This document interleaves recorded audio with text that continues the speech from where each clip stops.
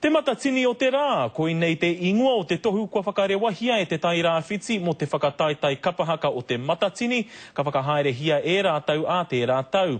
I whakarewahia te tohu nei i te hui tamararo, arā te whakataitai kapahaka ārohe o te tai rā whiti, me te aha e ono ngā kapahaka o te rohe ka tū ki te matatini i raro i te tohu hou. Ko ngā iwi o te tai rā whiti, ngā iwi waiata mō te rā.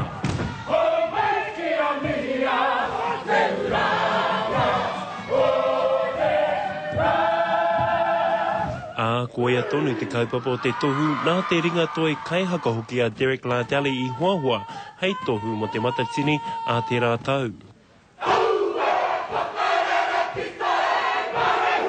Ko tēnei, ko te tohu, ki te motu, hara mai rā koutou, ki te tini a Māui, tēnei mātou o te tai rāwhiti, o ka hungunu hoki, e tuku mihi atu nei ki te motu, e tuku atu o mātou ringa pohiri ki a rātou, hara mai ki tūranga mai o te rā, a te tau e tū mai nei ki te matatini o te rā. Oi mari e mātou, kua tāhako hangia tērā e Derek Lardali ki tō mātou komiti whakahaere, ana kua rihingia atu ki te matatini, ana hei kawa i te kaupapa tairawa atu ki te rātau e tū mai nei.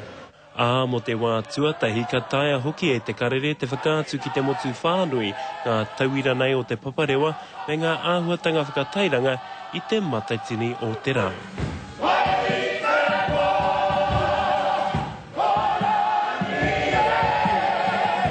He mea whakarewa te tohu i te whakataitai tamararo e 58.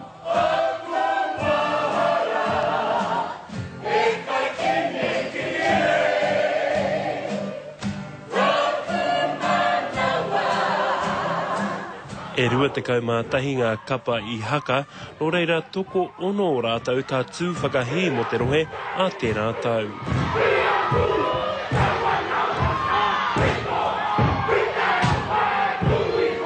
Ka tai tuatahi atu ngā kai e ke tohora o whāngara ki Uta. He kupu tino tikanawa atu mo te kapa nei o tū te manawa maurea, rātau i eke ki te taumata tuarua.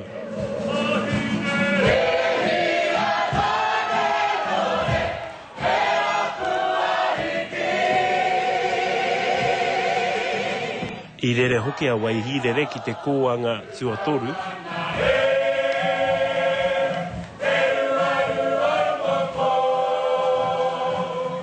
Ka haruru hoki te hokowhitu atu ki te matatini a te rātau, te kapa i eke tuawha.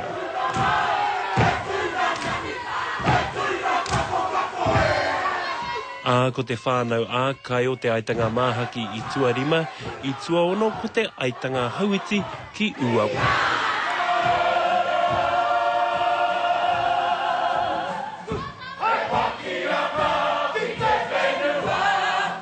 Ko te toko maha o ngā kapahaka o te tai rāwhiti e whakataitai ana a te rātau, hei tā te komiti whakahaere, kaua rawa he maharahara mo ngā manaakitanga a te iwi.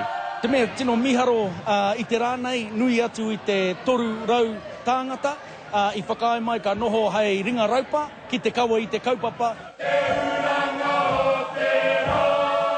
Kei te whangate ao katoa ki te uranga mai o te matatini o te rā.